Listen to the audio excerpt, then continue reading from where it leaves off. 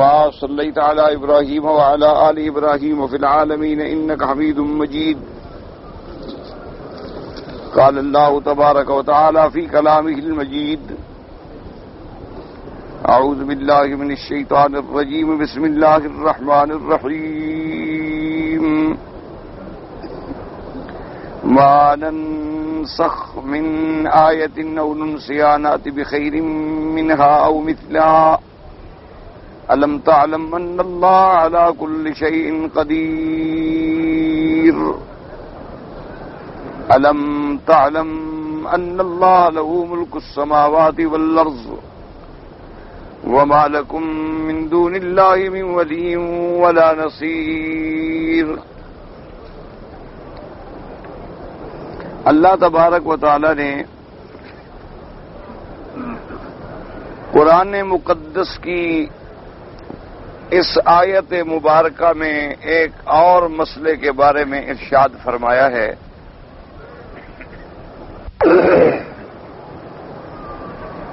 دراصل یہ مسئلہ بھی یہود کے رد میں ہے، جیسے کہ پچھلی آیات میں آپ نے پڑھا کہ اللہ تبارک و تعالی نے بنو اسرائیل یہودیوں کے بارے میں بڑی تفصیل سے سورۃ البقرہ میں ذکر فرمایا کہ نقض عہد کا، نقض میثاق کا ذکر فرمایا کہ یہ لوگ عہد کرتے رہے اللہ سے اور توڑتے رہے.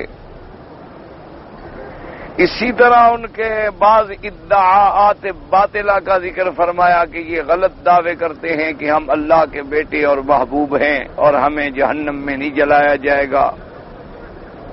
اور اسی طرح ان کی یہ عادت ہے کہ اللہ کے احکام تورات کو بدل ڈالتے ہیں، اس میں تحریف لفظی بھی کرتے ہیں اور تحریف معنوی بھی کرتے ہیں. اسی طرح ان کی یہ بھی عادت ہے کہ یہ حق مسائل چھپا لیتے ہیں. حضور صلی اللہ علیہ وسلم کی صفات کو انہوں نے چھپا دیا. اسی طرح سے پھر ان کے بعد اسئلہ کا ذکر بھی کیا گیا، ان کے جوابات بھی دیے گئے. اور اس تمام تفاصیل کے بعد جو آپ نے پڑھا ہے کہ ان نے اتنی بڑی گستاخی کی کہ اللہ کے انبیاء پر بھی الزام لگا دیے. اب اس سے بڑی بدبختی کیا ہو سکتی ہے کہ آدمی اللہ کے نبیوں پر ایمان لانے کے بجائے ان پر الزام عائد کرے کہ وہ جادوگر تھے، وہ ساحر تھے، وہ سحر کرتے تھے. اور سلیمان علیہ السلام اور داؤد علیہ السلام نعوذ باللہ نبی بھی نہیں تھے بلکہ جادوگر. پھر اس میں اللہ نے یہ بھی حقیقت بیان کی کہ جادو کرنا، جادو سیکھنا، سکھانا یہ تو شیاطین اور کافروں کا کام ہے، اللہ کے نبی تو پاک ہوتے ہیں اس سے. ان کا اس مسئلے میں بھی رد کیا گیا. پھر اس کے بعد ان کی ایک اور حرکت کا ذکر کیا گیا کہ یہ ایسے بدبخت لوگ ہیں کہ جیسے خود یہ جادو کر کے ایک چیز میں تمویع و تخیل کے ساتھ لوگوں کی آنکھوں کو دھوکہ دیتے ہیں، اسی طرح یہ زبان کے ساتھ بھی لوگوں کو دھوکہ دیتے ہیں کہ بظاہر لفظ ایک ہوتا ہے لیکن اندر ان کے مقصد اہانت رسول پاک ہوتا ہے صلی اللہ علیہ وسلم. کہ یہ جب حضور کو کہتے راعنا راعنا تو یا رعونت سے لیتے، یا نعوذ باللہ کم عقل کے لفظ سے لیتے، یا نعوذ باللہ رائی کے لفظ سے لیتے. مقصد اہانت تھا لیکن بظاہر ایسے الفاظ میں ادا کرتے کہ محسوس یہ ہو کہ یہ تو بڑی تعظیم کر رہے. اس پہ اللہ نے حکم دیا اور مومنین کو یہ بتلایا کہ تم ان کے دھوکے سے بچو، ان کے تعلق سے بچو اور ان کی تشبیہ اختیار کرنے سے بچو. ان کے اقوال میں، ان کے اعمال میں، ان کے افعال میں، ان کے لباس میں، ان کے عادات میں، ان کے عبادات میں دور رہیں. یہ تو بالکل ایسی خدار، مکار اور غدار قوم ہے، دشمنان نبی ہیں اور اللہ کے رسول کے عدو ہیں. یہ تمام چیزیں بیان کرنے کے بعد اب ایک اور مسئلہ ہے کہ ما ننسخ من آیت او ننسیہا نأتی بخیر منہا او مثلہا. اللہ تبارک و تعالی نے ارشاد فرمایا کہ ہم نہیں منسوخ کرتے کسی حکم کو، کسی آیت کو، یا نہیں بھلا دیتے ہم کسی آیت کو، مگر اس کے بدل میں ہم بہتر لاتے ہیں یا اس جیسی ایک اور چیز لے آتے۔ تو اس مسئلے کو بھی سمجھیں کہ یہ ناسخ اور منسوخ کا مسئلہ جو ہے ذرا بڑا اہم مسئلہ بھی ہے، بڑا ضروری مسئلہ بھی ہے، اور آدمی اگر توجہ نہ کرے تو پھر بڑا مشکل مسئلہ بھی۔ دراصل یہ بھی یہود بے بہبود کا ایک اعتراض تھا کہ اللہ تبارک و تعالیٰ نے ایک حکم دیا ہے مثلا تورات کے اندر، انجیل کے اندر، تو پھر اس کو بدل کیوں دیا گیا؟ اگر ایک حکم بلکہ قرآن پاک میں بھی وہ موجود ہے لیکن اللہ نے بعد میں اس کو بدل دیا، تو نعوذ باللہ ثم نعوذ باللہ ثم نعوذ باللہ کہ پہلا حکم غلط تھا، اس لیے پھر دوبارہ حکم دینا پڑا کہ تاکہ پہلا غلط حکم ختم کر کے صحیح حکم جاری کیا جائے، اور اگر پہلا حکم صحیح تھا تو پھر بدلنے کی کیا ضرورت تھی؟ تو اس طرح وہ شبہات بٹھاتے تھے لوگوں کے دلوں میں، دیکھو گے بھئی اللہ نے جو حکم بدل دیے ہیں، تو اگر پہلا حکم درست ہے تو دوسرے حکم کی ضرورت ہی نہیں ہے، اور اگر خدا نہ خواستہ پہلا حکم غلط ہے تو پھر نعوذ باللہ یعنی مسلمانوں کے خدا سے غلطی بھی ہو سکتی ہے، تو پھر دوسرا حکم بھی غلط ہو سکتا ہے۔ اللہ تبارک و تعالی معاف فرمائے، یہ بھی وہ شبہات پیدا کرتے تھے، اور وہ بظاہر لوگوں کو یہ تاثر دیتے کہ موسیٰ علیہ السلام اللہ کے رسول ہیں اور اللہ کے کلیم ہیں، اور اللہ نے انہیں جو شریعت عطا فرمائی تھی بھئی ہم تو اسی پہ قائم ہیں، ہم تو نہیں بدلتے شدلتے، اور تم ایک ایسے دین کی پیروی کر رہے ہو کہ جس نے سارے ادیان کو منسوخ کر دیا اور ساری کتابوں کو منسوخ کر دیا،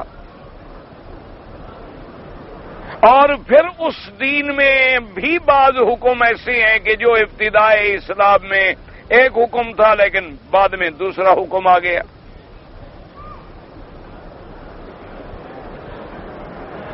تو اس کے بارے میں اللہ تبارک و تعالی نے ان کا رد فرمایا کہ اگر ہم کوئی حکم منسوخ کر دیتے ہیں یا ہم کوئی حکم بھلا دیتے ہیں، یعنی بالکل دماغوں سے بھی اٹھا لیتے ہیں، دل و دماغ میں بھی وہ بات نہیں رہتی، تو اس کے بدلے میں ہم حکم دیتے ہیں، پہلا حکم بھی خیر تھا اور دوسرا اس سے بھی زیادہ خیر ہوتا ہے، اور ساتھ یہ بھی بدلا دیا کہ علم تعلم، کیا تم نہیں جانتے ہو کہ اللہ وہ ہر چیز پہ قدرت ہے جب وہ ہر چیز پہ قادر ہے؟ کیا تم نہیں جانتے ہو کہ آسمانوں اور زمینوں کا ملک اللہ کے لیے ہے، اور اللہ کے سوا تمہارا نہ کوئی ولی ہے نہ مددگار ہے؟ پھر ایسی باتیں کیوں کرتے ہو؟ اللہ تبارک و تعالی اگر اپنے ملک میں، اپنے ملک میں، آسمان و زمین میں جو چاہے تصرف فرمائے اور جو چاہے حکم فرمائے، باقی یہ بات سمجھیں کہ حکم بدل کیوں دیے جاتے ہیں، حالانکہ یہ اللہ کی رحمت کی دلیل ہے۔ لوگ اگر اپنی کم عقلی سے یا جہالت سے اپنے خالق کے حکم کو نہ سمجھیں تو اس میں اللہ کے شان میں تو نعوذ باللہ کوئی کمی نہیں آتی۔ یوں سمجھیں کہ جیسے ایک مریض ایک ڈاکٹر کے پاس جاتا ہے اور ڈاکٹر صاحب اس کی مکمل چیک اپ کرنے کے بعد ایک نسخہ تجویز فرماتے ہیں اور ساتھ اس کو ہدایت فرماتے ہیں کہ بھئی 5 دن کے بعد تم پھر آؤ اور ہمیں دکھلاؤ۔ اب مریض جب 5 دن کے بعد جاتا ہے وہ کافی ٹھیک ہے، وہ کہتا ہے جی اللہ کی رحمت ہے، مجھے دوا سے بڑا فائدہ ہوا الحمدللہ، میں بہت ٹھیک ہو گیا ہوں اور بالکل میری طبیعت سیٹ ہے، اور لیکن ڈاکٹر اس کی پھر چیک اپ کرنے کے بعد دوائی بدل دیتا ہے۔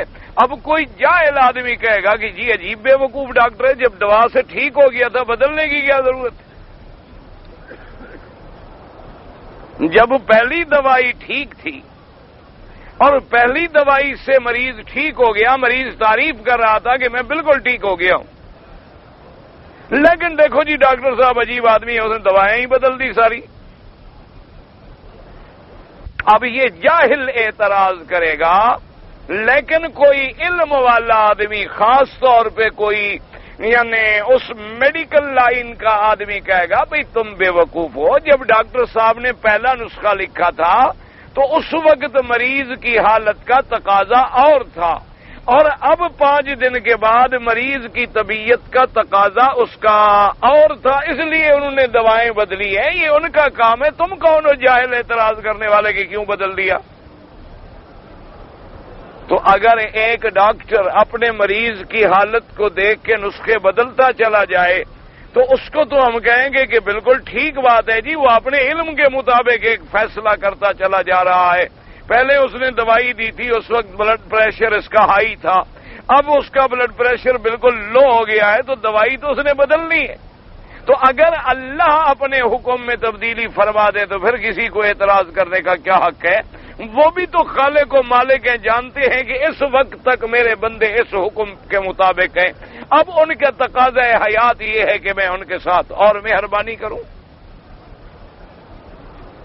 اس لیے اللہ تبارک و تعالیٰ نے بھی اگر کہیں شریعت میں احکام بدلے ہیں تو کسی کو اس میں بولنے کا کیا حق ہے؟ اور پھر ہمارا علم محدود ہے، اس کا علم جو ہے محدود ہی نہیں اور علم محیط ہے، یعنی ذرے ذرے کو شامل ہے، اور قیامت تک جو واقعات ہوں گے بعد میں ہوں گے وہ بھی اللہ کے علم میں ہیں، لہذا اللہ غلطی سے پاک ہے، نقصان سے پاک ہے، نسیان سے پاک ہے، بھول چوک سے پاک ہے۔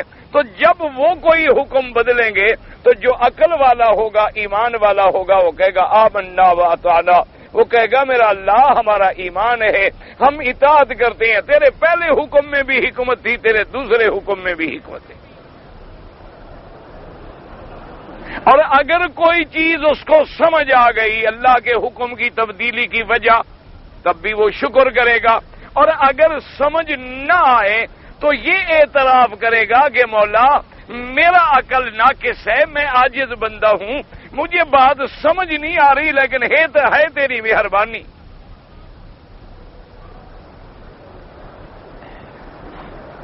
تو اس لیے اللہ تبارک و تعالیٰ نے، اور یہ بات بھی یاد رکھیں کہ نسخ جو ہے یعنی ایک حکم پہلے تھا اس کو ختم کر کے پھر ایک اور حکم آ گیا۔ یہ بات یاد رکھ لیں کہ اصول دین میں کبھی تبدیلی نہیں ہوتی۔ ایک ہوتے ہیں اصول، یوں سمجھ لیں کہ آپ ایک بلڈنگ بناتے ہیں تو ایک اس کی بنیاد ہے کہ آپ نے بنیادیں بھری، آپ نے پلر کھڑے کیے، ستون کھڑے کیے، اب اس میں آپ نے دیواریں بنائی تو کبھی انجینئر نے کہا کہ کھڑکی یہاں لگا دو، پھر نے کہا نہیں ذرا یہاں لگائیں تو بڑی خوبصورت ہوگی، اور یعنی اوپر کی چیزوں میں تغیر کرتا ہے، لیکن نیچے بنیاد تو وہی ہے، اصول تو وہی ہے۔ اس طرح جو اسلام کی، دین کی، ارکان کی بنیاد ہے اس میں تو تبدیلی کا کوئی سوال ہی پیدا نہیں ہوتا۔ حضرت آدم علیہ السلام سے لے کر آقا انعامدار، خاتم الانبیاء، حبیب کبریا سیدنا محمد الرسول اللہ صلی اللہ علیہ وسلم کے زمانے تک توحید کا مسئلہ وہی ہے، کوئی تبدیلی نہیں۔ نبوت اور رسالت کے مسئلے میں کوئی تبدیلی نہیں، معاد کے مسئلے میں کوئی تبدیلی نہیں، سب نبیوں نے توحید کی دعوت دی، نبوت اور رسالت پر ایمان کی دعوت دی، آخرت پر ایمان کی دعوت دی۔ بنیادی مسئلے تو وہی ہیں جو آدم علیہ السلام، حضرت نوح علیہ السلام سے چلے اور میرے مدنی سرکار تک آئے۔ تبدیلی کس میں ہوتی ہے؟ بعض فروعی مسائل میں۔ کیا ماننا کہ پہلے حکم تھا، ابتدائے زمانے میں حکم تھا کہ حضرت آدم علیہ السلام اور بی بی حوا سے جو اولاد پیدا ہوتی تھی، ایک بطن سے یعنی ایک حمل میں جو بچے پیدا ہوئے، پھر دوسرے حمل میں جو بچے پیدا ہوئے ان کا رشتہ ہو جاتا تھا، آپس میں مناکحت کا جائز تھا۔ لیکن بعد میں آہستہ آہستہ بدل دیا گیا۔ اسی طرح مثلاً ایک زمانے میں یہ حکم تھا کہ اگر کپڑے پہ پلیدی لگ جائے تو کپڑا کاٹنا پڑتا تھا، یعنی دھونے سے کپڑا پاک نہیں ہوتا تھا۔ اس پلید جگہ کو کاٹ کے پھینک دو اور وہاں اور کوئی پاک ٹکڑا لگا دو، دھلنے سے پاکی نہیں حاصل ہوتی تھی۔ لیکن بعد میں اللہ نے مہربانی کر دی کہ بھئی کپڑا دھو ڈالو، بس ٹھیک ہے، صاف ہو گیا، کاٹنے کی ضرورت نہیں۔ پہلے حکم تھا کہ جب تک مسجد میں نماز نہیں پڑھیں گے نماز ہی نہیں ہوگی۔ تو اب ایک بڑا مسئلہ تھا کہ آدمی سفر میں ہو تو مسجد ساتھ لے کر تو نہیں پھر سکتا، تو اس کے لیے بڑی مجبوری ہوتی تھی کہ ایسے انداز میں وہ سفر کرے کہ اس کی نماز نہ جائے۔ لیکن اللہ نے مہربانی فرما دی میرے مدنی سرکار کی امت پر کہ جعلت لی الارض مسجدا وطہورا، حضور نے فرمایا کہ اللہ نے میرے لیے پوری زمین جو ہے وہ مسجد بنا دی کہ جہاں میری امت کو وقت آ جائے بس کھڑے ہو جاؤ، نماز پڑھ لو۔ ہاں یہ دیکھ لو کہ جگہ پلید تو نہیں، ورنہ ساری مٹی جو ہے پاک ہے۔ اسی طریقے سے بہت سارے احکام ہیں، جیسے پہلے زمانے میں آپ اگر کوئی خیرات کرتے تھے تو اس مال کو جمع کر کے پہاڑ کی چوٹی پہ رکھ دیتے تھے، اللہ تبارک و تعالی آگ کو بھیجتے تھے، وہ آگ آ کے اس چیز کو جلا دیتی تھی۔ یہ نشانی تھی کہ اللہ نے قربانی کو قبول کر لیا۔ اور اگر وہ چیزیں وہاں پڑی رہتی اور کوئی آگ نہ آتی تو یہ علامت تھی کہ بھئی تمہاری خیرات اللہ نے منظور نہیں کی۔ اسی طرح دیکھو جیسے ہم نے رکھی تھی ویسے پڑی ہے۔ حضور کی امت پہ اللہ نے پردہ دے دیا کہ خیرات کرتے جائیں، منظور ہے تب بھی پتہ نہیں، منظور نہیں تب بھی پتہ نہیں، لیکن اللہ نے ہمیں رسوا تو نہیں کیا کہ تیری خیرات منظور نہیں۔ اللہ نے پردہ ڈال دیا۔ حج کر رہے ہیں، منظور ہیں نہیں، اللہ کو پتا ہے، لیکن اللہ نے ایک ستر کی چادر ڈال دی امت محمد مصطفیٰ پہ کہ ان کا ایک بھرم ہے، رہنے دو۔ تو ان فروعی مسائل میں احکام میں تبدیلیاں آتی رہیں، اور یہ اللہ تبارک و تعالی کی حکمتیں ہیں اور اللہ کی رحمتیں۔ اور ویسے اگر آپ غور کریں تو جب بچہ پیدا ہوتا ہے تو آپ اس کے لیے جو قمیض بناتے ہیں مثال کے طور پہ، اس پہ یعنی چوتھا حصہ ربع کو میٹر، 1 میٹر کپڑے کا چوتھا حصہ لگتا۔ پھر مہینے کا ہو گیا اب آدھا میٹر کا کپڑا پہننے لگ گیا، اب 2 مہینے کا ہو گیا تو پونے میٹر کا پہننے شروع ہو گیا، اور بڑا تو میٹر کا پہننا شروع ہو گیا۔ جوں جوں بچہ بڑھتا گیا کپڑا بدلتا گیا، بڑھتا گیا بدلتا گیا، بڑھتا گیا بدلتا گیا، اور جب سن رشد کو وہ بچہ پہنچ گیا، یعنی اپنے قوا میں پہنچ گیا، بالغ ہو گیا، جوان ہو گیا، اب مرنے تک وہی ایک ہی سائز ہے، نہ بڑھتی ہے نہ گھٹتی ہے نہ کم ہوتی ہے۔ اب آپ کے قمیض پہ 4.5 میٹر کپڑا لگتا ہے، اب 4.5 میٹر ہی لگے گا۔ ہاں یہ علیحدہ بات ہے کہ تم 2-2 4-4 کلو کھانا شروع کر دو، پیٹ شریف بڑھ جائے، یہ تو عوارض ہیں، یہ عوارضات ہیں۔ کیونکہ کبھی کبھی یہ ہوتا ہے نا جی کہ آدمی اللہ معاف فرمائے جب حیوانیت پہ آ جاتا ہے، کیونکہ کھانا پینا جو ہے اللہ نے کھانے پینے کے لیے تو جانور پیدا کیے ہیں، تمہیں تو عبادت کے لیے پیدا کیا ہے، تمہارے لیے تو کھانا پینا اتنا ہے کہ جس سے تمہاری حیات باقی رہے، زندگی باقی رہے، یعنی تم کھاؤ زندہ رہنے کے لیے، تم زندہ نہ رہو کھانے کے لیے۔ فرق ہے نا، ایک آدمی ہوتا ہے نا وہ کھاتا ہے اتنا کہ زندہ رہے، کمزور نہ ہو جائے، ایک آدمی کہتے ہیں ہم جو دی زندگی کھانے پینے کے لیے ہوئے ہیں، مر جائیں گے تو کون کھائے گا، کھا لو جلدی کرو۔ اصل میں کھانے پینے کے لیے اللہ نے جانور پیدا کیے ہیں، ایک ایک جانور 10-10 کلو گھاس کھا جاتا ہے، 20-20 کلو کھا جاتا ہے۔ انسان کو تو پیدا ہی عبادت کے لیے کیا ہے، اور عبادت اور کھانے کی آپس میں بڑی ضد ہے۔ کھانا زیادہ کھاؤ نیند ہی نہیں کھلے گی، عبادت کیا کرو گے؟ آدمی نے مرغن غذائیں کھائی ہوئی ہوں، پیٹ بھر کے رات کو سویا ہوا ہو کہ بقول ایک حافظ صاحب کے کہ وہ اتنا کھایا غریب نے، اتنا کھایا کہ بیمار ہو گیا، تو طالب بیچاروں نے مہربانی کی کہ استاد غریب کہیں مر نہ جائے، استاد کو اٹھو کے کسی ڈاکٹر کے پاس لے گئے، تو ڈاکٹر صاحب نے 2 گولیاں دی کہ جلدی جلدی اپنے استاد کو 2 گولیاں کھلاؤ، تو اس نے اشارے سے کہا کہ ڈاکٹر صاحب اگر ان گولیوں کی گنجائش ہوتی تو اور میں اور روٹی نہ کھا لیتا، ان کی گنجائش اگر ہوتی اندر تو میں پھر کھانا چھوڑ دیتا، اندر اب گولیوں کی بھی گنجائش نہیں رہی، جب یہ عالم ہو جائے تو پھر وہ رات کو تہجد پڑے گا، سوال ہی پیدا نہیں ہوتا، اٹھے گا ہی 8:30 بجے،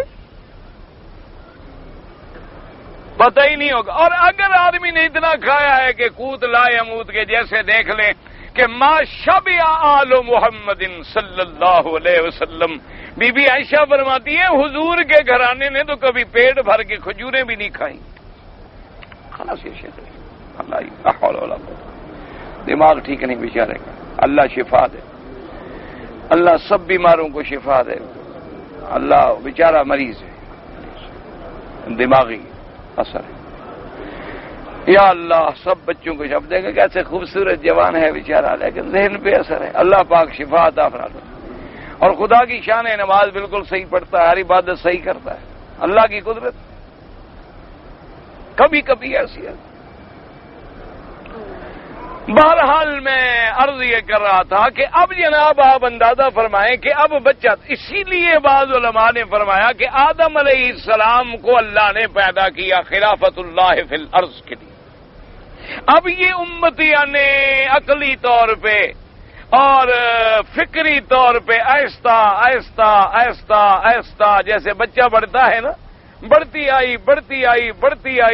آئی اور عین عروج اور بلوغ کو کب پہنچی جب زمانہ آیا میرے مدنی محمد مصطفیٰ، تو جیسے بچپن میں تمہارے کپڑے بدلتے آئے لیکن جب تم عین بلوغ اور شدت کو پہنچے تو اب ایک ہی کپڑا چل رہا ہے، تو جب میرے مدنی کا زمانہ آیا امت اپنے فکری طور پہ، علمی طور پہ، عقلی طور پہ اور فصاحت کے اعتبار سے، بلاغت کے اعتبار سے، ادب کے اعتبار سے، قوت کے اعتبار سے انتہا کو پہنچ چکی، تو اللہ نے ایسا کامل دین دیا کہ اب قیامت تک بدلنے کی کوئی ضرورت ہی نہیں۔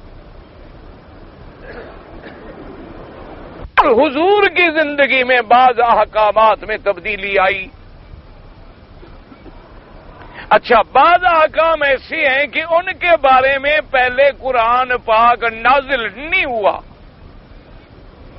مثلا ایک زمانہ جاہلیت میں، جاہلیت کا معنی ہوتا ہے حضور کی نبوت سے پہلے، یوں سمجھ لیا کرو، یہ معنی نہیں ہوتا جیسے ہم اپنے عقل سے معنی کریں گے جاہل لوگ، یعنی نبوت کے زمانے سے پہلے مثلا بعض عادات تھے، بعض رواج تھے، بعض حکم تھے، حضور پاک نے بھی ان پہ عمل کیا، قائم رکھا تو وہ سنت بن گئے جب حضور نے قبول فرما لیا، اور پھر اللہ نے بھی ان کو نہیں بدلا۔ بعض ایسی چیزیں تھیں کہ حضور پاک نے تو عمل فرما لیا، لیکن بعد میں اللہ نے قرآن پاک بھیج کے اس حکم میں تبدیلی فرما دی، تو اس کو کہتی ہے نسخ سنت بالقرآن، یعنی سنت پہ عمل تھا، حضور کا جو بھی عمل ہو جائے، میرے سرکار آقا انعامدار حبیب کبریا حضرت محمد الرسول اللہ صلی اللہ علیہ وسلم جو بھی عمل فرما لیں سنت ہے، لیکن اللہ نے قرآن بھیج کے اس عمل میں تبدیلی فرما دی۔ اس کی مثال کے طور پہ میں عرض کروں کہ ایک صحابی ہیں میرے مدنی پاک کے جن کا نام تھا حضرت زید بن حارثہ رضی اللہ تعالی عنہ، ان کو بعض لوگوں نے شام کے علاقے سے تہامہ کے کچھ لشکر نے، تہامہ کے کچھ جوانوں نے وہاں سے ان کو اپنی قید میں لیا اور مکے میں آنے کے بعد انہیں غلام بنا کے بیچ دیا، حالانکہ پہلے وہ کوئی غلام نہیں تھے، قید میں لینے کے بعد مکے میں آ کے بیچ دیا، ان کو حکیم ابن حزام نے خرید لیا۔ جب انہوں نے خرید لیا تو خدا کی شان ہے کہ حضرت حکیم ابن حزام نے وہ غلام جو خریدا تو بی بی خدیجہ کو دے دیا رضی اللہ تعالی عنہا کو، ان نے ہبہ کر دیا بی بی صاحبہ کو۔ بی بی صاحبہ ان کی رشتہ دار تھی، ماسی تھی، تو انہوں نے کہا کہ یہ غلام میں آپ کو ہبہ کرتا ہوں، آپ کی خدمت میں رہے گا۔ اللہ کی قدرت دیکھیں کہ بی بی خدیجہ نے حضرت زید کو ہبہ کر دیا محمد عربی کے پاس صلی اللہ علیہ وسلم۔ بی بی خدیجہ نے کہا کہ اس شرط پہ میں تمہیں اجازت دے رہی ہوں کہ تم محمد پاک کی خدمت کرو گے، غلامی کرو گے، آپ کے پاس رہو گے، تو آج کے بعد تم مجھ سے آزاد ہو، اور آج کے بعد تمہارا تعلق جو ہے وہ محمد الرسول اللہ سے ہے صلی اللہ علیہ وسلم۔ اب حضرت زید میرے مدنی سرکار کی غلامی میں آ گئے، اور حضرت زید کے والدین جو تھے وہ بیچارے ڈھونڈتے ڈھونڈتے ڈھونڈتے ڈھونڈتے ڈھونڈتے ڈھونڈتے اللہ پاک رحمت فرمائے کہ ان کا بچہ کوئی غلام تو کوئی تھا نہیں، وہ تو قید ہو گیا، قید ہو گیا بک گیا، ان کو پتہ نہیں۔ ڈھونڈتے ڈھونڈتے انہیں پتہ چلا، وہ مکے میں پہنچے، اور مکے میں تلاش کرتے کرتے انہیں اپنے بیٹے کو پکڑ لی۔ انہوں نے کہا تمہارے وہ سے بھی پہچان لیے، ٹھیک ہے میرا باپ ہے۔ اب حضور کی خدمت میں آئے کہ یا رسول اللہ صلی اللہ علیہ وسلم، یہ زید ہمارا بیٹا ہے، اور اس کو تو بیچارے کو قید کر کے کوئی لے آیا اور یہاں آگے بیچ دیا، اور بکتے بکتے بکتے بکتے آپ کی خدمت میں پہنچا۔ اب ہم حاضر ہیں، مہربانی کریں، آپ اس کے بدلے میں جو کچھ ہم سے لینا چاہتے ہیں ہم حاضر ہیں، لیکن اپنا بیٹا تو ہم لے جائیں گے، اب بیٹا تو نہیں چھوڑتے، ہم ہماری اولاد ہے۔ حضور پاک نے، سرکار مدینہ نے صلی اللہ علیہ وسلم نے، اللہ کے پیارے حبیب نے، رحمت للعالمین نے کتنا پیارا فیصلہ فرمایا۔ آپ نے فرمایا دیکھو جھگڑے کی کوئی ضرورت نہیں ہے، ہم زید کو اختیار دیتے ہیں، اگر نہ ہو فَإِنِ اخْتَرْتُمَا فَلَكُمَا مِنْ غَيْرِ فِدَاءٍ۔ میرے پاک نبی نے فرمایا اگر زید تم لوگوں کو اپنے ماں باپ کے پاس جانا چاہے تو کوئی بدلہ نہیں، بغیر کسی بدلے کے بیٹا لے جاؤ، اور اگر یہ خود اپنی مرضی سے نہ جانا چاہے تو میں اس کو جبر کر کے تمہارے ساتھ نہیں بھیجوں گا، کہ میں اس کو زبردستی رسیوں میں باندھ کے تمہارے ساتھ بھیج دوں، یہ بالکل نہیں ہوگا، اس کی مرضی پہ ہے۔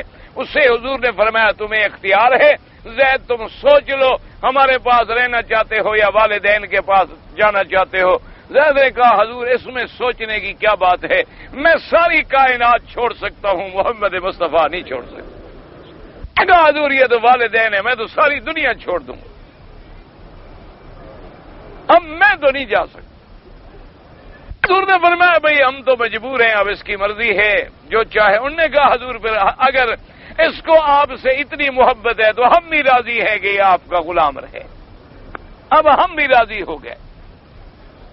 حضور پاک کھڑے ہو گئے اور آپ نے فرمایا کہ یا ایھا الناس فاشھدوا، اے لوگوں گواہ ہو جاؤ، اگر زید نے مجھے چن لیا ہے، ان ھذا ابنی سارثہ ویرث منی، کہ آج کے بعد حضرت زید میرا بیٹا ہے، یہ میرا وارث بنے گا، میں اس کا وارث بنوں گا۔ یعنی محبت میں ابھی ابتدائی اسلام کے دن احکام ارث تو نازل ہی نہیں ہوئے۔ کوئی یہ نہ کہے نا کہ بی بی فاطمہ وارث کیوں نہ بنی۔ مشکل تو یہ ہوتی ہے نا، ہر بات پہ آدمی کے لیے ایک دشمن تاک لگا کے بیٹھا ہوتا ہے، تو ابھی وہ میراث کی حکم ہی نازل نہیں ہوا، یہ پہلے کی باتیں ہیں، اسی لیے تو ہم نسخ پڑھ رہے ہیں۔ اب جناب حضرت ابن عمر اور صحابہ کہتے ہیں کہ اس دن کے بعد ہم نے حضرت زید کو زید بن محمد زید بن محمد زید بن محمد، ہم نے تو اس کے باپ کا نام چھوڑ دیا، ہم تو حضور کا بیٹا کہنے لگے کہ حضور نے جو بیٹا بنا لیا۔ اور حضرت زید بھی اتنی خوش ہوتے کہ جہاں جہاں بازار میں جاتے کھڑے ہو جاتے، لوگوں گواہ ہو جاؤ مجھے مدنی پاک نے بیٹا بنایا ہے، وہ خوش ہوتے اس بات کو کہتے رہتے ہر مجمع میں. اور یہ کوئی معمولی بات تو نہیں تھی کہ جس کو اللہ کا نبی کہہ دے تم میرے بیٹے ہو. یہ کوئی مذاق ہے؟ معمولی سی بات ہے. یہ تو اتنا بڑا اعزاز ہے کہ آسمانوں اور زمینوں کی بادشاہی ملے تو اس کے مقابلے پہ کچھ نہیں. بڑے خوش ہو گئے اور سب کہنے لگے زید بن محمد، زید بن محمد. حضور نے اسی لیے پھر زید کی شادی کروائی بی بی زینب بنت جحش سے رضی اللہ تعالی عنہا سے، کیونکہ بیٹا ہے. اور عرب میں یہ قاعدہ تھا کہ جس کو زبان سے بیٹا کہہ دو وہ بیٹا بن جاتا تھا، وہ باقاعدہ جائیداد میں وارث ہوتا تھا، اور اس کی بیوی حقیقی بہو کی طرح باپ پہ حرام ہوتی تھی. یعنی اس کو وہی حق ملتا تھا جو ایک حقیقی بیٹے کو ملتا ہے. اسی لیے حضور نے بھی فرما دیا کہ تم میرے بیٹے ہو، میں تمہارا وارث بنوں گا. اللہ نے قرآن پاک میں حکم نازل فرما دیا. اللہ نے فرمایا میرے مدنی ادعوہم لآبائہم هو اقسط عند اللہ. زبان سے کہنے سے کوئی بیٹا بیٹا نہیں بن جاتا، ان کو ان کے ماں باپ کے نام کے ساتھ پکارا جائے جو ان کا حقیقی باپ. ایک بیٹے کے دو باپ نہیں ہو سکتے، ایک بیٹے کی دو مائیں نہیں ہو سکتی، ایک انسان کے دو دل نہیں ہو سکتے، اور کائنات میں دو خدا نہیں ہو سکتے ہیں. تو اس لیے آئندہ کے لیے ہم نے یہ حکم ختم کر دیا ہے.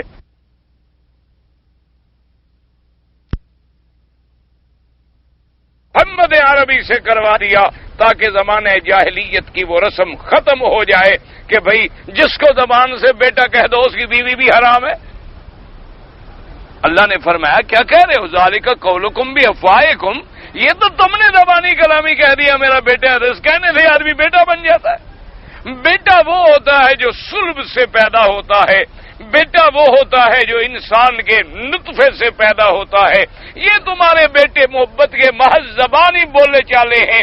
ان کو اپنا دین کا بھائی سمجھو، ان کو اپنا ساتھی بناؤ، ان کے ساتھ ہمدردی کرو، ان کے ساتھ مدد کرو، لیکن حکم شریعت کا تو نہیں چلے گا. یہ تو نہیں کہ اب یہ تمہارا وارث بن جائے تم اس کے وارث بن جاؤ. یہ تو نہیں کہ اس کی بیوی اگر طلاق ہو جائے تو تم شادی نہ کر سکو کہ تمہاری بہو ہے.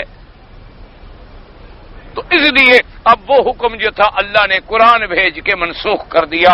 تو وہ پہلا حکم جو تھا ختم ہو گیا اور دوسرا حکم جو تھا جاری ہو گیا. وہ حالانکہ اس حکم پہ حضور نے فرما دیا تھا تو اللہ نے قرآن بھیج کے اس سنت کو ختم کر دیا. اسی طریقے سے ایک حکم یہ تھا کہ زمانہ جاہلیت میں اگر کوئی آدمی اپنی بیوی کو نعوذ باللہ یہ کہہ دیتا کہ تم میرے لیے ایسے ہو جیسے میری ماں ہے یا میری بہن ہے یا میری بیٹی ہے، اگر وہ یہ کہہ دیتا تو اس زمانے میں یہ قاعدہ تھا کہ وہ عورت طلاق مؤبد ہو جاتی، ہمیشہ کے لیے اپنے خاوند پہ حرام ہو جاتی. اب اس کے حلال ہونے کا کوئی رستہ ہی نہیں. لوگ کہتے بھی تم نے ماں کہہ دیا ختم، اب پھر ماں کے ساتھ سلیٹو گے. اللہ نے اس حکم کو بھی ختم کیا. اللہ نے فرمایا وما جعل ازواجکم اللائی تظاہرونہن منہن امہاتکم. کیا کر رہے ہو؟ بیوی کو ماں کہہ دیا تو ماں بن گئی. کیا بات ہوئی کہ ایک آدمی نے اگر کہہ دیا بیوی کو غصے میں آ کے تو اس کا مقصد تو آرام کرنا تھا، کوئی حقیقی ماں تو نہیں بن گئی وہ. اگر وہ آدمی جس نے زہار کیا ہے اور پھر وہ لوٹنا چاہتا ہے، ختم کرنا چاہتا ہے تو بات ختم ہو گئی. لیکن ثم یعودون الی نسائہم، اگر لوٹنا چاہتا ہے کہ بھی میں بیوی سے وہی اپنا سابقہ تعلق قائم رکھوں تو کفارہ ادا کر دے. بس کفارہ ہے، زہار کا حکم آ گیا. یہ نہیں کہ وہ ہمیشہ کے لیے حرام ہو جائے کہ کبھی حلال ہی نہ ہو سکے. محض زبان کے کہنے سے سورۃ المجادلہ میں اس کا پورا قصہ موجود ہے. سورۃ الاحزاب میں بھی مختصر قصہ موجود ہے. تو وہ جو پہلے زمانے میں ایک بات چلی آ رہی تھی اللہ نے اس کو بھی ختم کر دیا. اچھا، بعض چیزیں ایسی ہیں جن کو اللہ نے ختم نہیں کیا. کیا ماننا؟ زمانہ جاہلیت میں حضور کی بعثت سے قبل نکاح ہوتے تھے، باقاعدہ نکاح ہوتا تھا، باقاعدہ خطبہ ہوتا تھا، باقاعدہ گواہ ہوتے تھے، ایجاب قبول ہوتا تھا، باقاعدہ نکاح تھا، اسی طرح کا نکاح تھا۔ یہ علیحدہ بات ہے کہ اس وقت خطبے کے الفاظ ان کے اپنے تھے، حضور کے آنے کے بعد خطبے میں توحید آ گئی، حمد و ثنا آ گئی، اللہ کا قرآن آ گیا، اللہ تبارک و تعالیٰ کے نبی کے احادیث آ گئے۔ اس زمانے کے اپنے خطبے ہوں گے ادیبانہ انداز کے جو بھی تھے، لیکن خطبہ بھی تھا، اعلان بھی تھا، گواہ بھی تھے، نکاح بھی تھا، ایجاب قبول بھی تھا، مہر بھی تھی، یہ ساری چیزیں تھی اس زمانے میں۔ طالب نے حضور کا نکاح پڑھا بی بی خدیجہ سے۔ اچھا، اب حضور کی بیٹیوں کے جو نکاح ہوئے وہ بھی زمانے جاہلیت میں، یعنی حضور کی نبوت سے پہلے ہوئے۔ جب پہلے وہ نکاح ہو گئے تو اب جناب اسلام آ گیا۔ بڑا لمبا واقعہ، بہرحال حضور ہجرت فرما کے چلے گئے، مدینہ منورہ چلے گئے، لوگ مکے میں رہ گئے۔ اب حضور کے داماد جو تھے وہ بدر کی جنگ میں حضور کے خلاف لڑنے آئے، چونکہ داماد تو کافر تھے، اور اس دور میں کافروں سے رشتہ داریاں ہوتی تھی، نکاح ہوتے تھے، سب کچھ ہوتا تھا، کیونکہ ابھی نبی نے نبوت کا اعلان ہی نہیں کیا، اسلام نافذ ہی نہیں ہوا۔ تو اب جناب جب بدر میں وہ قید ہو کے آئے، بڑی لمبی بات ہے، آخر میں حضور نے اتنا فرمایا کہ تم اتنی کرو کہ تم جا کے میری بیٹی کو مدینے بھیج دو۔ اس نے کہا حضور دشمنی اپنی جگہ ہے، میرا وعدہ ہے کہ میں آپ کی بیٹی کو بھیج دوں گا۔ حضور فرماتے کتنا اچھا آدمی ہے، اتنی دشمنی کے بعد، کفر کے بعد اس نے وعدہ نبھا دیا، میری بیٹی بھیج دی۔ اللہ کی شان ہے جناب، کچھ دنوں کے بعد مسلمان ہو کے مدینے آ گئے، اللہ نے ان کو بھی اسلام نصیب کر دیا۔ تو حضور نے پھر دوبارہ نکاح نہیں کیا، اسی سابقہ نکاح کو برقرار رکھا کہ بھئی نکاح تو پہلے موجود ہے، الحمدللہ حضور کی بیٹی تو پہلے سے اسلام پہ تھی، اب داماد بھی مسلمان ہو گیا تو وہی نکاح قائم رکھا گیا۔ اسی طریقے سے بہت سارے ایسے مسائل ہیں اور احکام ہیں، جیسے روزے کا معاملہ ہے۔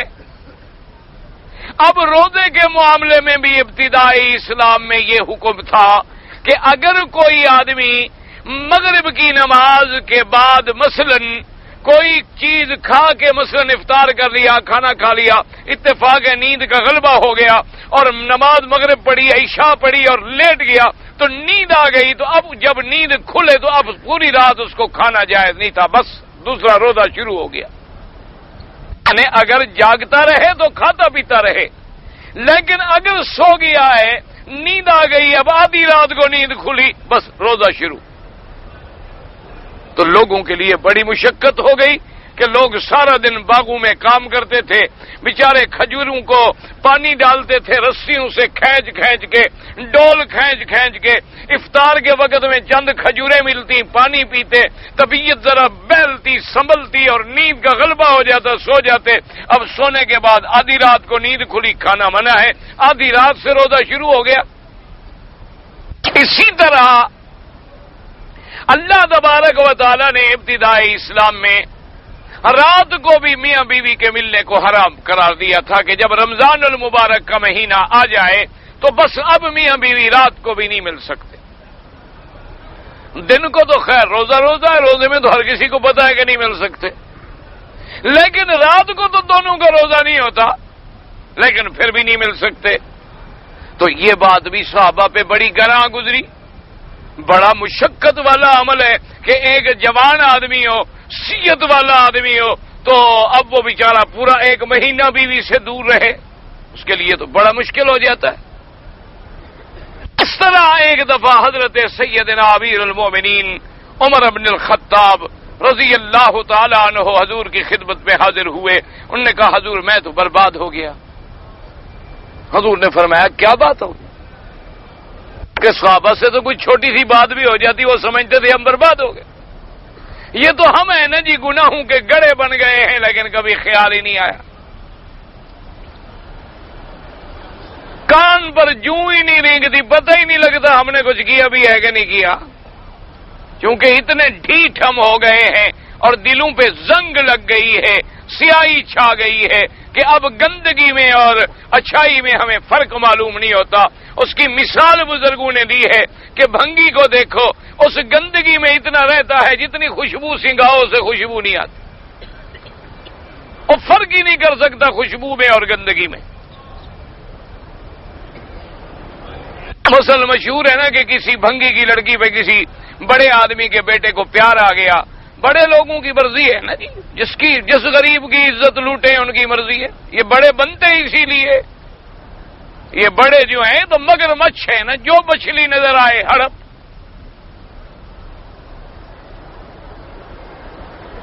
ان کی بڑائیوں کا بھی پتہ چل جائے گا، یوم حشر آنے والا ہے۔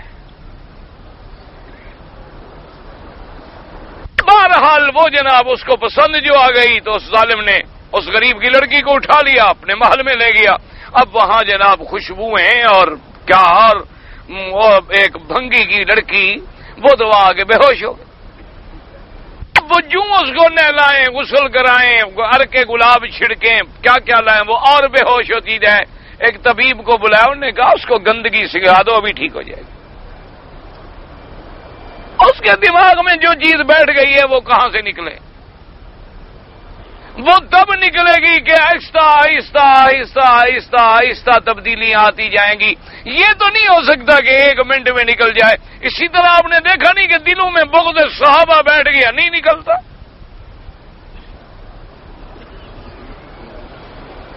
جن لوگوں کے دل میں بغض اولیاء بیٹھ گیا، نہیں نکلتا۔ جن لوگوں کے دل میں بغض حدیث پاک اور سنت مصطفیٰ بیٹھ گیا، نہیں نکلتا۔ اللہ رحمت کرے، آہستہ آہستہ ہدایت عطا فرما دے۔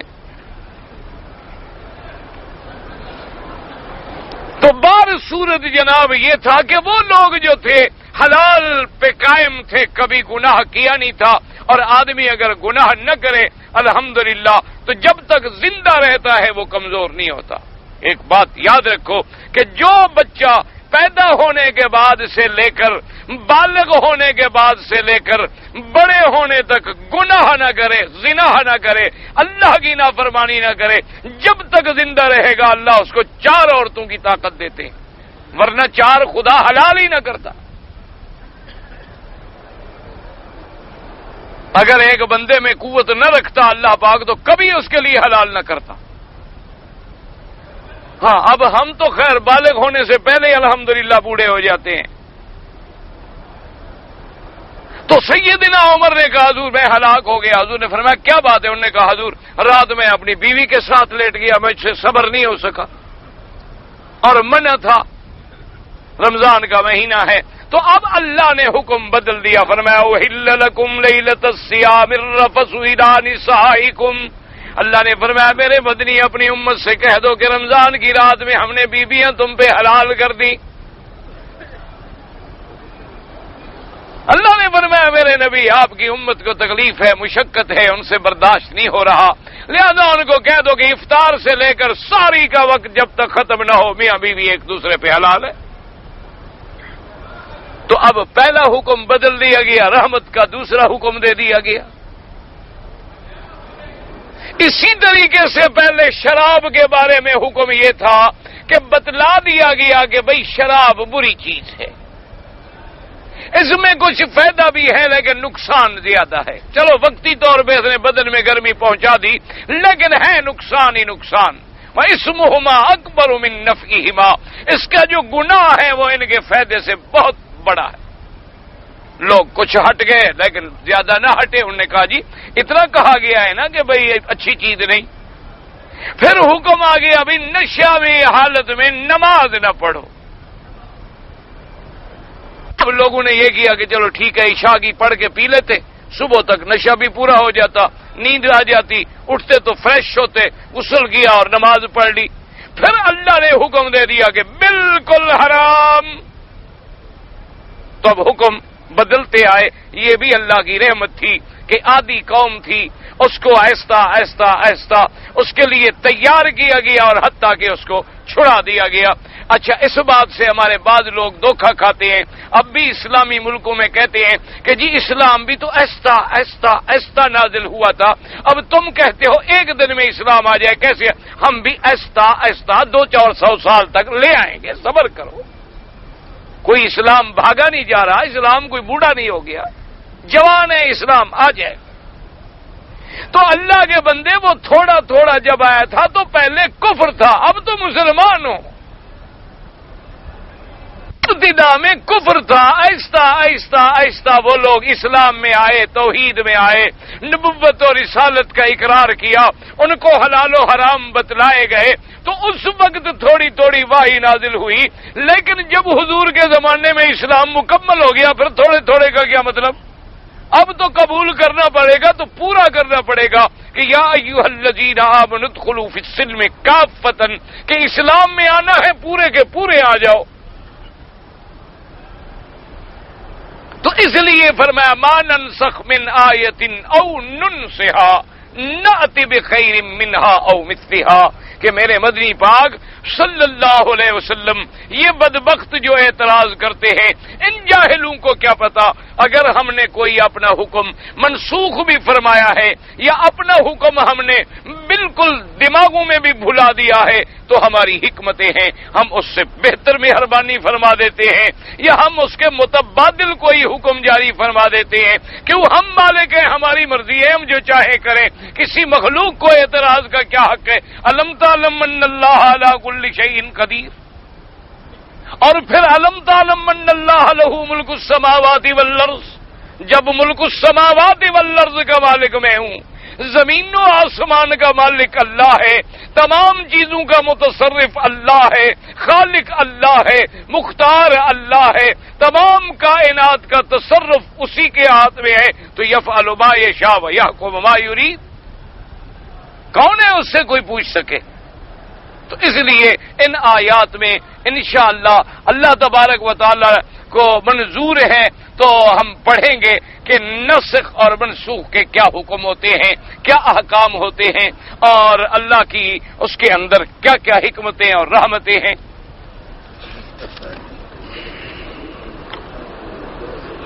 آج کے دور میں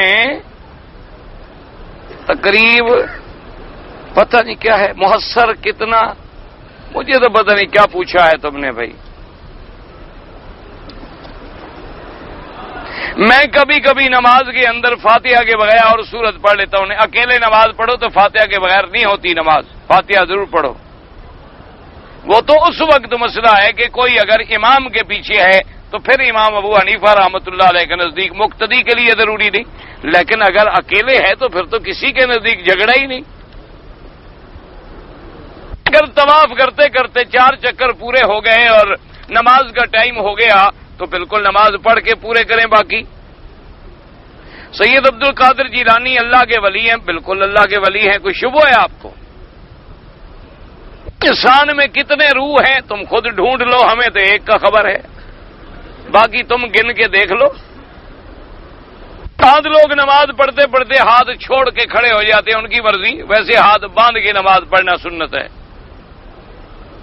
بعض لوگ نماز فرض کے بعد مسجد سے باہر آتے نہیں، تو کیا مطلب؟ مجھے تو نہیں پتا، کیا پوری نماز ادا ہو جائے؟ مسجد سے باہر آتے نہیں، مجھے نہیں سمجھ آئی کیا مقصد ہے۔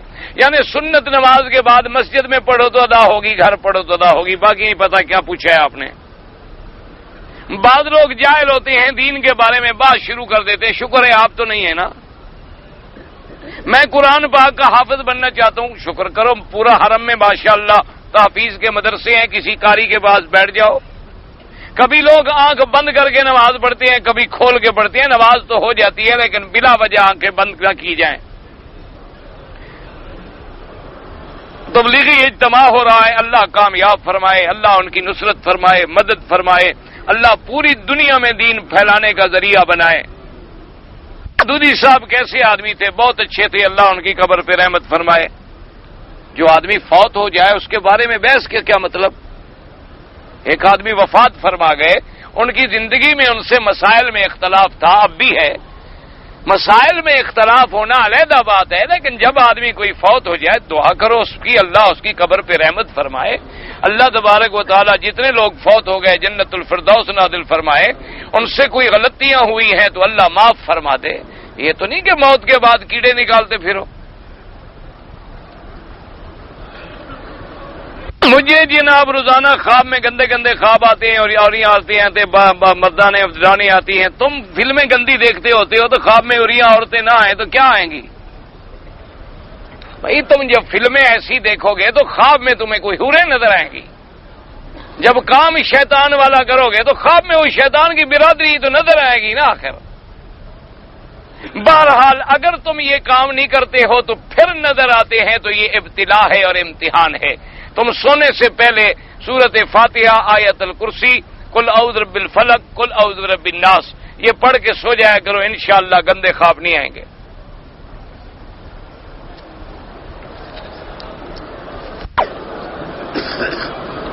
کشمیر کے رہنے والے ہیں، بالکل بھی کشمیریوں کے لیے ہمارے بس میں تو میرا بھائی صرف دعا ہے اور تو ہمارے پلے میں ہے کچھ نہیں، لیکن یہ خدا جانتا ہے کہ ہم ان کے لیے کتنی دعائیں کرتے ہیں، اور الحمدللہ جتنی ان کے لیے مدد ہو سکتی ہے اپنی طاقت کے بل میں وہ بھی کبھی کوتاہی نہیں کی، کیونکہ ہم تو یہ سمجھتے ہیں کہ جس مسلمان کو کشمیری مسلمانوں کا درد نہیں نہ وہ مسلمان نہیں ہو سکتا،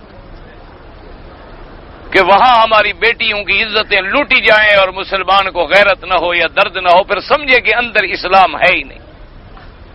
اس لیے ہم تو رات دن دعا کرتے ہیں کہ اللہ کشمیر کے مسلمانوں کی قدم قدم پہ نصرت کرے اور ان کے جو دشمن ہیں ان پہ اپنی طرف سے کوئی قہر نازل کرے اور ہمیشہ کے لیے ختم کرے، جان چھوٹے۔ اردو میں محاورہ استعمال ہوتا ہے کہ خدا کے واسطے بیر رکھنا، یعنی کہ خدا کے واسطے دشمنی کرنا، لیکن اس استعمال کا مفت کی دشمنی۔ بھائی یہ اردو کے محاوروں کا میرے ساتھ کیا تعلق ہے؟ میں تو نہیں جان، تم جانو، کسی اردو فیروز اللغات والے سے جا کے پوچھو، مجھے کیا پتا اردو کا۔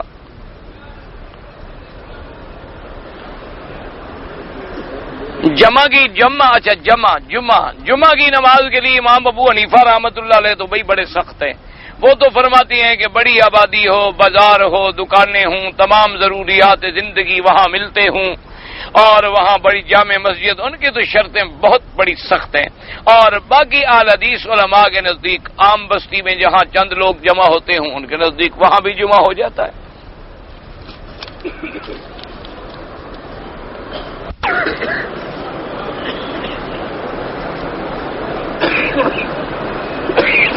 کسی جرمنی کی ایک عورت نے لکھا ہے، ڈاکٹر این میری شمل نے، کہ کسی بھی غیر عربی زبان خاص کر مغربی زبانوں میں کوئی مستند تفسیر نہیں لکھی گئی، اب جاپانیوں نے کام شروع کیا ہے۔ یہ بات غلط ہے اس بیچاری کی، اس نے پڑھی نہیں ہوگی، ورنہ معارف القرآن اردو کے اندر مفتی شفیع صاحب رحمۃ اللہ علیہ نے بڑی مستند تفسیر ہے، اسی طرح مولانا ادریس خان دہلوی نے لکھی ہے، بڑی مستند تفسیر ہے، اسی طرح جواہر القرآن بڑی مستند تفسیر ہے، اسی طرح فارسی میں بڑی مستند تفاسیر موجود ہیں، سندھی زبان میں مستند تفاسیر موجود ہیں، اور اسی طریقے سے پشتو زبان میں مستند تفاسیر موجود ہیں۔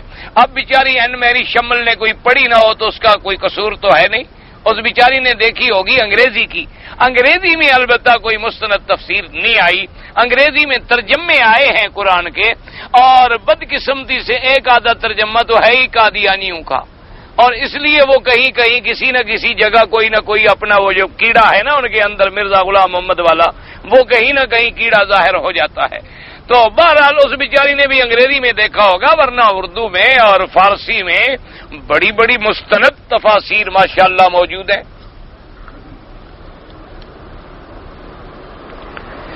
بدتی امام کے پیچھے نماز، بدتی امام کے پیچھے نماز نہ پڑھی کرو۔ میں حنفی ہوں، اور ایک آدمی نے مجھے کہا کہ چونکہ تم حنفی ہو تو لہذا حنفی کا کلمہ پڑھو، اور تو حنفی کس کا کلمہ پڑھتا تھا؟ امام ابو حنیفہ کس کا کلمہ پڑھتا تھا؟ اس کو کہو جس کا کلمہ میرا امام پڑھتا تھا میں اسی کا پڑھتا ہوں، سیدھی سی بات ہے، بات ختم ہو گئی۔ یہ تو نہیں ہے کہ اب ہر آدمی پھر اپنے باپ کا بھی کلمہ پڑھنا شروع کر دے کہ باپ کے پیٹ سے جو پیدا ہوا، یا جس امام کے پیچھے ہم نماز پڑھیں پھر اس کا بھی کلمہ پڑھنا شروع کر دیں۔ کلمہ تو اسی نبی کا. امام ابو حنیفہ بھی اسی کے غلام، مالک بھی اسی کے غلام، شافعی بھی اسی کے غلام، امام احمد بن حنبل بھی اسی کے غلام. غلام تو سب محمد مصطفیٰ کے ہیں، سب اسی دروازے سے لینے والے ہیں. انہوں نے تو حضور کے فرمان کو ہمیں سمجھایا ہے.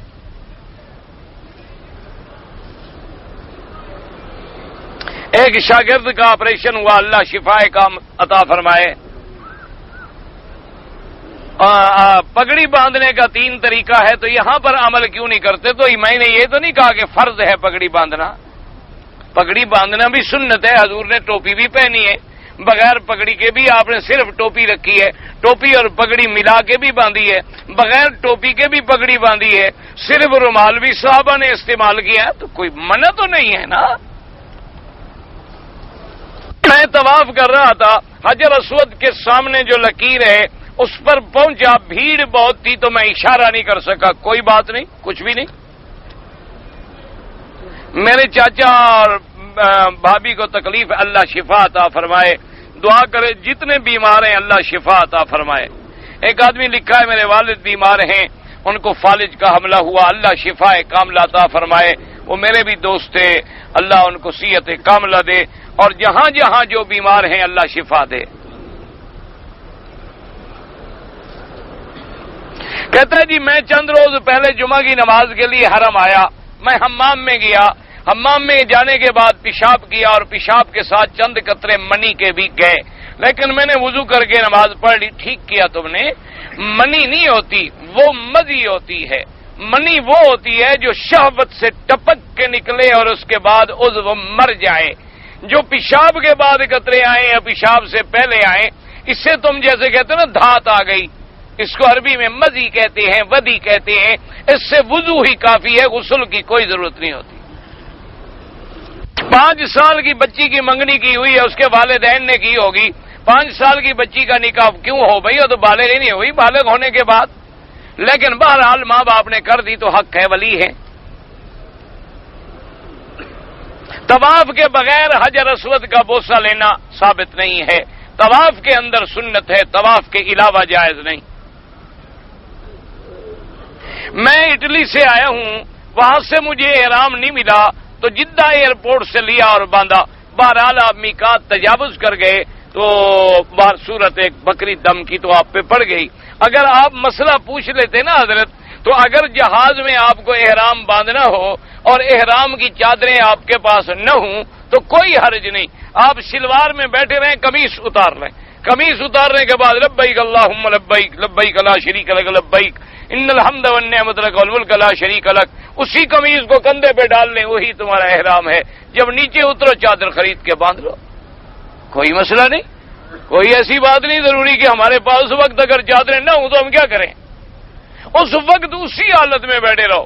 یا مثلا جیسے یہ عربی توپ ہے، یہ عربی قمیض ہے نا ماشاءاللہ، اگر یہی نکال کے چادر بنا کے باندھ لو تمہاری مرضی، ٹھیک ہے، تب بھی احرام تمہارا ٹھیک ہو گیا. اور اگر نہ باندھو بھی چلو ایسے لوگ بیچارے مقصد پورا ہوگا یا نہیں ہوگا یا لوگ ہنسیں گے، تو شلوار میں بیٹھے رہو، قمیض نکال لو، بنیاد نکال لو، نیت کر لو، لبیک پڑھ لو، نفل پڑھو نہ پڑھو کوئی بات نہیں. جب اتر جاؤ تو اپنی احرام کی چادریں خرید کے باندھ لو. اگر یہ مسئلہ تم پہلے پوچھ لیتے تو بکری نہ بھرنی پڑتی نا. مولوی چھوڑتے نہیں، مولویوں کے ساتھ تعلق رکھا کرو. مرتے جیتے کام آخر مولوی نے آنا ہے. ہیں بیچارے کو آخر ان سے بھی غلطیاں چلتیاں ہو جاتی ہیں، فرشتے تو نہیں ہیں، لیکن آخر مولوی کے بغیر کام گاڑی چلے گی نہیں. حضور کی والدہ بی بی آمنہ، دادا عبد المطلب قبر پر جائیں نہیں. حضور نے فرمایا ایک دن مجھے قبر پہ جانے کی اجازت تو ملی لیکن بخشش مانگنے کی اجازت نہیں ملی.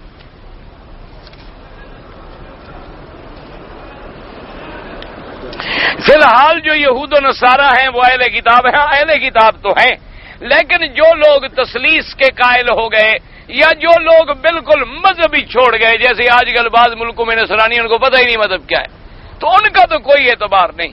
لیکن یعنی جو شخص کم از کم ذبح کے وقت ذبح بھی کرتا ہو اور اللہ کا نام بھی لیتا ہو اور ہو یہودی نصرانی، ذبیحہ حلال ہے.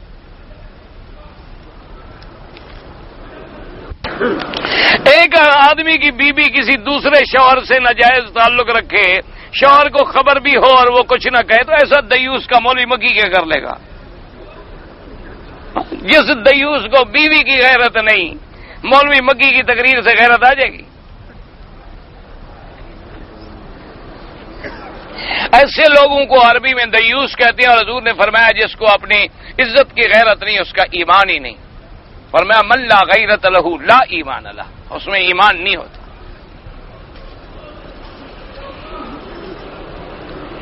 لندن سے 3 آدمی عمرے کے لیے آئے، والدین نے عمرہ کیا، لڑکے نے نہیں کیا۔ اگر لڑکا بالغ ہے تو عمرہ قضا کرے اور دم بھی ادا کرے، اور چھوٹا ہے تو کچھ نہیں۔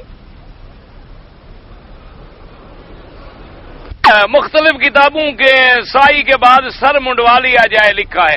احرام کی حالت میں بال توڑنے سے بھی دم آتا ہے، تو احرام کی حالت میں بال توڑنے سے اب جب صفا دوڑ لی تو احرام تو پورا ہو گیا، تو اب احرام سے نکلنے کے لیے سر منڈانا ضروری ہے۔ بات کو سمجھیے نا، احرام کی حالت اور ہے، اب احرام کے کام پورے ہو گئے، اب احرام سے ہم نے باہر نکلنا بھی ہے کہ نہیں نکلنا؟ تو کیسے نکلیں؟ سر منڈا کے نکلیں۔ اگر خود سر مونڈ لے تب بھی ٹھیک ہے، چونکہ وہ سارے احکام پورے کر چکا ہے، اس لیے اپنے سر پہ خود اس طرح پھیر لے، 5 ریال بھی بچا لے، عمرہ بھی پورا کر لے، مزے کی بات ہے، ویسے کوئی حرج نہیں۔ اللہم صلی علی سیدنا محمد وعلی آل سیدنا محمد وبارک وسلم۔ حقیقت ہے نا جی، ہم غریب لوگوں کا تو 5 روپے جو ہیں 50 روپے بنتے ہیں۔ حقیقت ہے نا، یہاں والوں کے لیے 5 ہوں گے نا، جو غریب ملکوں کے لوگ ہیں ان کے تو 40 45 50 روپے بن جاتے ہیں۔ اب سر مڈانے کے وہ 50 روپے دے، پھر اگلے عمرے پہ نہیں آتا، یہی کافی ہے انشاءاللہ اس کو۔ اللہم صلی علی سیدنا محمد وعلی آل سیدنا محمد مبارک وسلم۔ یا الہ العالمین، عالم اسلام کی عزت کا فیصلہ فرما۔ یا اللہ کشمیر پر مسلمانوں کے غلبے کا فیصلہ فرما۔ یا اللہ کشمیر پہ کلمہ محمد مصطفیٰ کا پرچم بلند فرما۔ یا اللہ مسلمان کشمیر میں ہیں، افغانستان میں ہیں، بوسنیا ہرسک میں ہیں، اراکان میں ہیں، برما میں ہیں، ہندوستان میں ہیں، بنگلہ دیش میں ہیں، پاکستان میں ہیں، جس ملک میں ہیں ان کی جان مال آپ عزت کی حفاظت فرما۔ یا اللہ تمام اسلامی ملکوں کی حفاظت فرما۔ یا اللہ اسلامی ملکوں میں قرآن و سنت کا قانون